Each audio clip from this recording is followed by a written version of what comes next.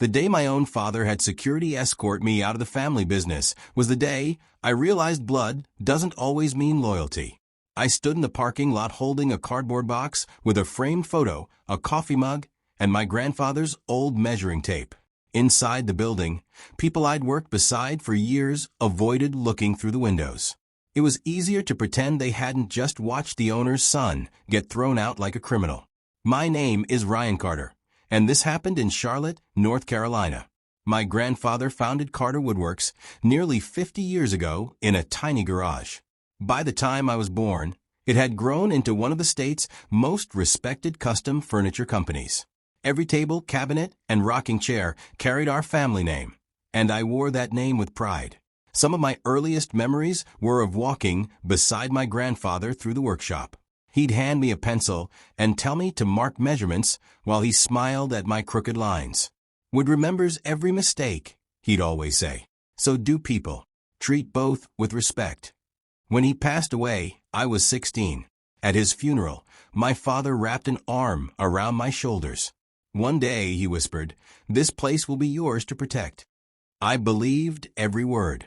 After graduating from college with a degree in business, I turned down job offers from larger companies because I wanted to keep my grandfather's dream alive.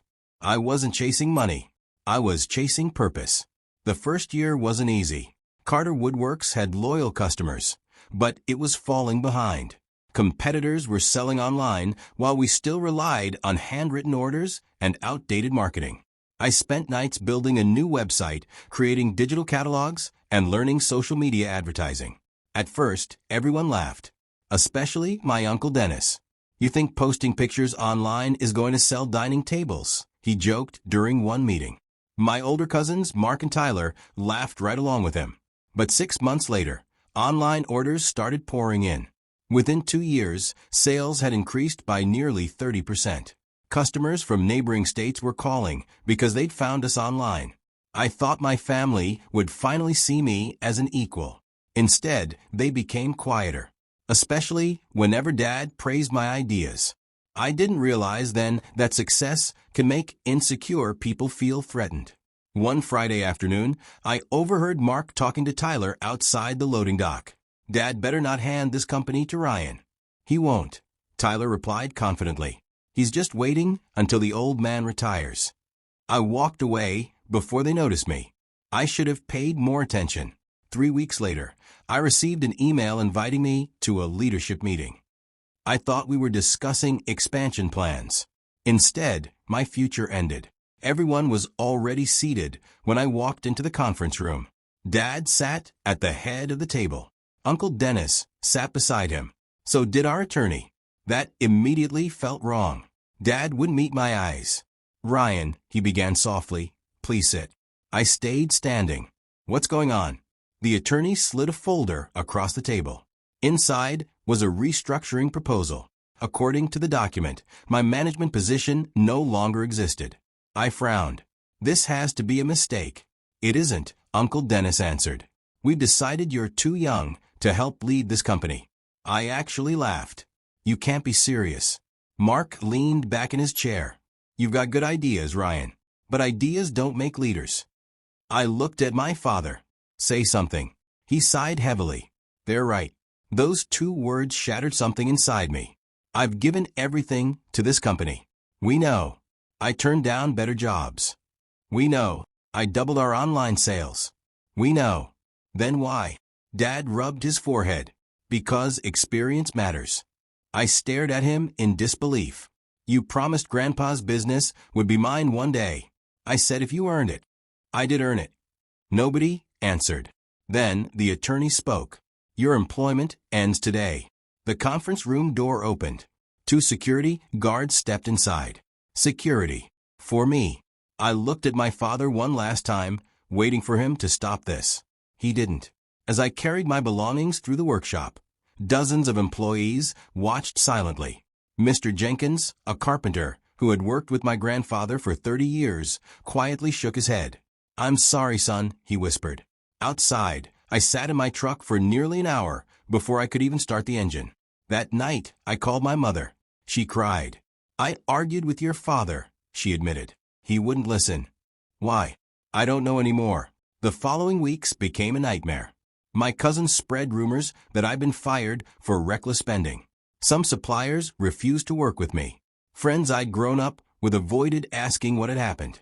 Even worse, Dad never called. Not once. 3 months later, I swallowed my pride and applied for management jobs across North Carolina. Every interview seemed promising until employers contacted references. Then the offers disappeared. Finally, one hiring manager took pity on me. "I shouldn't tell you this," she said quietly, "but someone from Carter Woodworks told us you're difficult to work with." I knew exactly who. Mark. For the first time in my life, I felt completely defeated. One evening, I walked into a small diner after another failed interview. I counted the money in my wallet before ordering the cheapest meal. An elderly man sitting nearby kept looking at me. Finally, he smiled. "You're Richard Carter's boy, aren't you?" I nodded cautiously. "I bought my dining table from your grandfather 20 years ago." He introduced himself as Miguel Alvarez. When I told him what had happened, he listened without interrupting. Then he reached into his wallet and handed me a faded business card. "I own a small commercial property outside town." I looked at him confused. "It's been empty for months." "I can't afford." "I know." He smiled. "But I can afford to believe in someone your grandfather believed in." I tried giving the card back. "I don't want charity." "This isn't charity," he said firmly. "It's an opportunity." For 3 days, I stared at that card without calling. Fear kept telling me I would fail. On the 4th morning, I finally dialed the number. That single phone call changed everything. Mr. Alvarez rented me the warehouse at a price I could actually afford. The building wasn't much. The roof leaked. The paint peeled off the walls. The lights flickered every few minutes. But it was mine to build something new. I bought second-hand equipment, borrowed money from the bank, and worked 16-hour days. During the first month, I made exactly 3 pieces of furniture. By the end of the second month, I'd nearly run out of money. Then something happened I never expected. A customer walked through the door, carrying an old Carter Woodworks catalog. "I was hoping to order one of these tables," she said. When I explained that I no longer work for the company, she smiled. "I know." I looked confused. She continued, "My husband used to work there. He said you were the only reason the business survived these last few years." Those words hit me harder than she could have imagined. Then she added something that made my stomach turn. "He also said your cousins have been taking credit for all of your ideas." I felt the blood drain from my face. If that was true, then maybe losing my job hadn't been the biggest betrayal after all. For several seconds, I couldn't speak. "My husband worked there for almost 20 years, the woman continued. "He said everyone in the shop knew those online sales ideas were yours. Mark even presented your marketing plan at a trade conference and told everyone he created it." I forced a smile and thanked her for the information, but after she left, I sat alone in my workshop for nearly an hour. I wasn't angry anymore. I was heartbroken. It wasn't enough that they'd pushed me out. They wanted to erase me completely. That day, I made myself a promise. I would never waste another minute trying to prove my worth to people who had already decided I had none. Instead, I'd let my work speak for itself. From that moment on, I poured everything into my business. I named it Blue Ridge Custom Furniture because I wanted customers to recognize us for quality, not because of my last name. I hired 1 employee, then 3, then 8. Unlike my family, I listened to every idea, whether it came from a veteran craftsman or an apprentice fresh out of trade school. If you've got a better way, I tell them I want to hear it. That simple philosophy changed everything. Within 3 years, we landed contracts with boutique hotels, restaurants, and interior designers across the Southeast. By the 5th year, Blue Ridge employed more than 60 people. Our waiting list stretched for months. One afternoon, our company was featured in a regional business magazine. The headline read, "Young Entrepreneur Revives American Craftsmanship Through Innovation." I smiled when I saw it, not because my picture was on the cover, because my grandfather would have been proud. Then, a week later, my receptionist knocked on my office door. "Ryan." She looked nervous. "Your father is here." I looked through the glass wall of my office. Dad stood in the lobby, hat in his hands. Behind him were Uncle Dennis, Mark, and Tyler. None of them looked anything like the confident men who had forced me out 5 years earlier. Their suits were wrinkled. Their shoulders slumped. Even Mark, who had always carried himself like he owned every room he entered, couldn't lift his eyes. I walked into the lobby. "Let's talk." No one spoke until we were seated. Finally, Dad took a deep breath. "Carter Woodworks is filing for bankruptcy." The words hung in the air. I didn't celebrate. I simply waited. He continued. "We ignored online marketing after you left." Uncle Dennis nodded slowly. "We thought traditional customers would always be enough." "They weren't," Mark admitted quietly. Tyler swallowed hard. "Then we borrowed money to keep the company afloat." Dad rubbed his face. "We made one bad decision after another." I remembered all the meetings where I'd warned them that the market was changing. Meetings where they'd laughed at me. Dad looked up. "We need your help." Silence filled the room. Finally, I asked the question that had haunted me for 5 years. "Why did you really fire me?" No one answered. I repeated it. "Tell me the truth." Uncle Dennis finally spoke. "It wasn't because you were too young." I already knew that. "So why?" He looked ashamed. "Your ideas worked." I frowned. "That was the problem?" He nodded. "Every success made us look smaller." Mark's voice cracked. "I was terrified Grandpa would leave the company to you." "He already intended to," Dad whispered. Everyone looked at him. "What?" Dad closed his eyes. "The week before he died, your grandfather changed his succession plan." I felt my heart pounding. He wanted Ryan to become president one day. No one spoke. Dad continued. "I ignored his wishes." "Why?" "Because Dennis convinced me that keeping leadership with the older generation would avoid conflict. Instead, it had created it." Then Dad reached into his briefcase and placed a worn leather notebook on my desk. I recognized it immediately. My grandfather's journal. I found this after cleaning my office. My hands trembled as I opened it. Inside were years of handwritten notes, sketches, and business advice. Near the final pages was a letter. It was addressed to me. "Ryan, if you're reading this, I'm probably gone. Never confuse age with wisdom. Some people grow older. Others grow stronger. You have the courage to change when change is needed. Protect people before profits. If our family ever forgets that, the business will fail. I'm proud of you.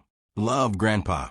I couldn't hold back the tears. 5 years of pain came rushing back all at once. Dad quietly wiped his own eyes. "I stole that future from you." For the first time, I saw genuine regret. Not because he'd lost his business. Because he'd lost his son. After several minutes, Uncle Dennis cleared his throat. "So, will you save Carter Woodworks?" I looked around the room. 5 years ago, I would have said yes without hesitation.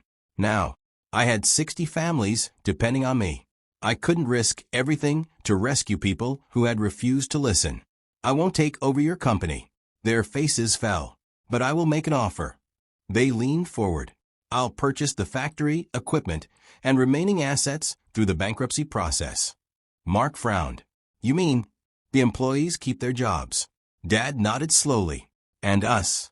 I looked each of them in the eye. "You'll have to rebuild your lives the same way I rebuilt mine." No anger. No insults. Just consequences. A month later, the bankruptcy court approved the sale. Every employee received an offer to join Blue Ridge with better pay and benefits. Almost all of them accepted. When they walked into the newly renovated workshop, they found something hanging above the entrance. My grandfather's original wooden sign. Beneath it was a simple plaque. "Respect is earned by character, not by age, title, or blood." The employees applauded. Mr. Jenkins, now nearing retirement, shook my hand. Your grandfather would be smiling today. Months passed. Business continued to grow. Then one Sunday afternoon, Dad called. Not about work. About lunch. We met at the same little diner where I'd once counted coins before ordering a sandwich. He looked healthier than the last time I'd seen him. "I've been volunteering," he said, "teaching woodworking at the community college." I smiled. Grandpa would have liked that. He nodded. I spent years chasing control. He looked down at his coffee. I forgot the business was supposed to bring our family together, not tear it apart. We talked for nearly 2 hours. Before leaving, he stopped beside my truck. I don't expect things to ever be the way they were. They can't be, I replied honestly. He nodded. But thank you for giving those employees another chance. I did it for Grandpa. He smiled through tears. I know. Over time, we rebuilt our relationship, not overnight and not perfectly, but one honest conversation at a time. As for Uncle Dennis, Mark, and Tyler, they eventually found work elsewhere. We remained polite whenever our paths crossed, but the closeness we once had never returned. Some things can be repaired. Others become reminders of lessons you should never forget. Looking back, I realized the worst day of my life became the beginning of my best one. Being forced out of the family business didn't destroy my future. It forced me to build one that nobody could ever take away. Because the greatest revenge isn't making the people who hurt you suffer. It's becoming the person they said you could never be. And sometimes, losing the place you thought you belonged is the only way to find the place you were truly meant to build.